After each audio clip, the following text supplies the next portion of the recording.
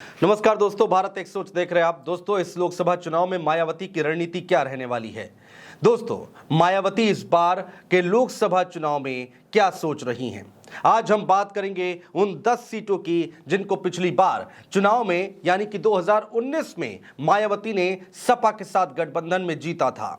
दोस्तों, मायावती के लिए इन 10 सीटों पर अच्छा प्रदर्शन करना साख का सवाल बन गया है, लेकिन इस बार मायावती के लिए राह इतनी आसान भी होती दिखाई नहीं दे रही।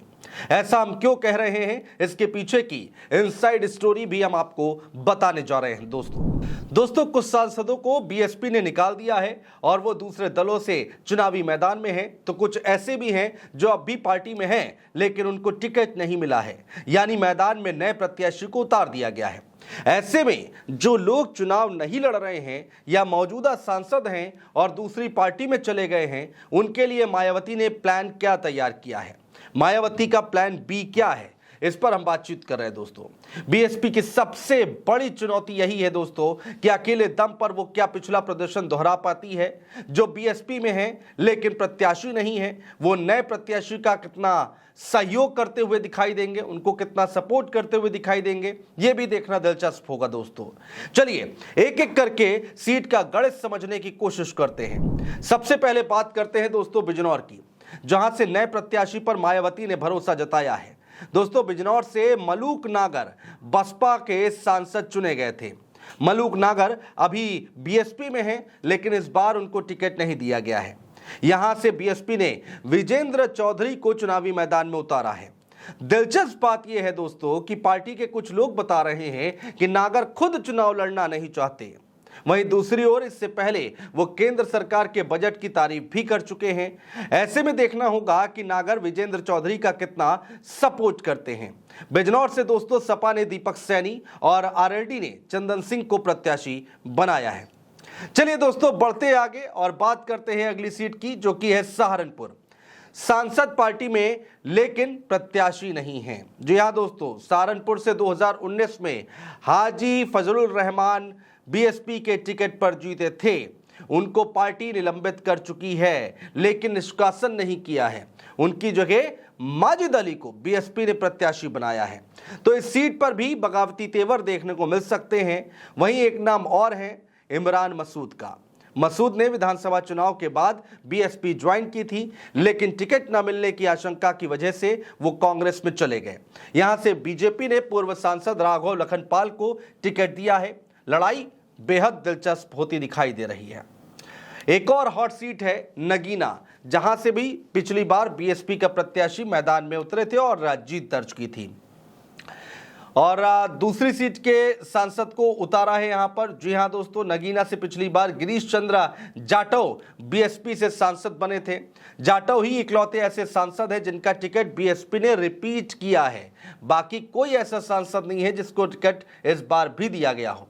लेकिन जाटव की सीट इस बार बदल दी गई है, जो कि अब बुलंदशहर से चुनाव लड़ते हुए दिखाई देंगे। नगीना से बीएसपी ने सुरेंद्र पाल सिंह को चुनावी मैदान में उतारा है। बीजेपी से विधायक ओम कुमार और सपा से मनोज कुमार प्रत्याशी हैं। वहीं चंद्रशेखर इफेक्ट भी इस सीट पर देखने को मिलेगा। दोस्तों, यह सुरक्षित सीट है। अब देखना होगा कि बीएसपी प्रत्याशी कैसे सारे समीकरणों को साध पाते हैं, कैसे जो बाकी की जातियां हैं उनमें पैठ बना पाते हैं। अमरोहा सीट की बात करते हैं दोस्तों। दानिश अली अमरोहा से पिछली बार बीएसपी के टिकट पर जीते थे। बीएसपी से निकाले जाने के बाद अब वो इस सीट से कांग्रेस के प्रत्याशी हैं। यहां बीएसपी ने मुजाहिद हुसैन को टिकट दिया है। वहीं भाजपा से कंवर सिंह तंवर प्रत्याशी हैं। अगली सीट है दोस्तों अंबेडकर नगर। अंबेडकर नगर 2019 में बीएसपी के खाते में गई थी। बीएसपी ने जीत दर्ज की थी और अंबेडकर नगर से रितेश पांडे को बीएसपी के सांसद थे, जो कि अब बीजेपी में चले गए हैं। रितेश पांडे जो कि जीत कर आए थे 2019 में बीएसपी के टिकट पर, अब बीजेपी में चले गए हैं। इस बार बीजेपी से टिकट भी मिल गया है। बीएसपी ने कलाम शाह पर दांव लगाया है दोस्तों। जी हाँ, कलाम शाह बीएसपी के सिंबल पर चुनाव लड़ेंगे। ऐसे में बीएसपी के अपने ही पुराने सांसद के सामने नए प्रत्याशी को चुनाव लड़ना है, जो कि किसी चुनौती से कम नहीं होगा। दोस्तों, इस सीट पर दोस्तों एक पेच और है, वो यहां बसपा के ही दिग्गज नेता रहे लालजी वर्मा। इस बार सपा से प्रत्याशी हैं लालजी वर्मा को समाजवादी पार्टी ने अपना प्रत्याशी घोषित किया है। उनकी इस इलाके में मजबूत पकड़ मानी जाती है। चलिए अगली सीट की बात करते हैं दोस्तों। अगली सीट है लालगंज। विनर और रनर अप भाजपा में है। जी हां, जो पहले नंबर पर थे और जो दूसरे नंबर पर थे दोनों ही इस वक्त बीजेपी में है। संगीता आजाद लालगंज से पिछली बार बीएसपी से जीती थी, वो अब भाजपा में है। हालांकि भाजपा ने अपनी पुरानी प्रत्याशी नीलम सोनकर को टिकट दिया है, वो पिछली बार के चुनाव में दूसरे नंबर पर थी। बीएसपी ने इस बार यहां से प्रोफेसर इंदु चौधरी को प्रत्याशी बनाया है। सपा से दरोगा सरोज प्रत्याशी हैं। श्रावस्ती की बात करते हैं दोस्तों। श्रावस्ती में सांसद की नजदीकियां कांग्रेस से है, ऐसी खबरें निकलकर सामने आ रही हैं। श्रावस्ती से राम शिरोमणि वर्मा यहां से बीएसपी के सांसद थे, उनको पार्टी से निष्कासित किया जा चुका है। वो सपा और बीजेपी दोनों से ही टिकट की जुगाड़ में लगे हुए थे। बीजेपी ने यहां से साकेत मिश्रा को प्रत्याशी बना दिया है। अब मायावती पर भी सबकी निगाहें टिकी हुई हैं।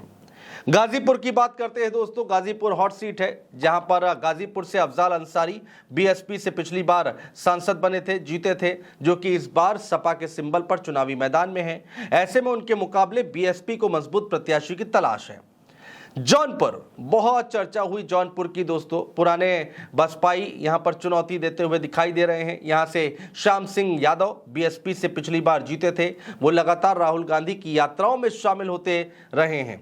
ऐसे में माना यह जा रहा है कि बीएसपी उनको टिकट नहीं देगी और बीजेपी ने कृपाशंकर सिंह को प्रत्याशी बना दिया है। यहां से बीएसपी के लिए मुश्किलें कतई कम नहीं है, क्योंकि यहां से एक और पुराने बीएसपी नेता अशोक सिंह ने अपनी पार्टी बनाई है और वो चुनाव लड़ रहे हैं। एक और सीट जल्दी से बात कर लेते हैं घोसी की। घोसी लोकसभा सीट से अतुल राय बीएसपी से सांसद हैं और इस बार तय नहीं है कि उनको टिकट मिलेगा या नहीं। एनडीए में यह सीट सुभाषपा के खाते में गई है और अरविंद राजभर यहां से प्रत्याशी हैं। सपा ने अपने राष्ट्रीय सचिव राजीव राय को प्रत्याशी बनाया है। तो यह है मौजूदा हाल दोस्तों उन 10 सीटों का जहां से मायावती की पार्टी बीएसपी ने जीत हासिल की थी। अब बड़ा सवाल यह है कि क्या बीएसपी इतनी चुनौतियों को पार करती हुई एक बार फिर से जीत दर्ज करा पाएगी। हालांकि पिछली बार अखिलेश यादव का साथ भी था, अब इस बार बीएसपी अकेले चुनावी मैदान में है। आप भी अपनी राय कमेंट बॉक्स में कमेंट करके दोस्तों जरूर बताइएगा कि इस बार इन 10 सीटों पर जो बीएसपी पिछली बार जीत कराई थी, कितनी चुनौतियां हैं मायावती के लिए। बहुत शुक्रिया दोस्तों।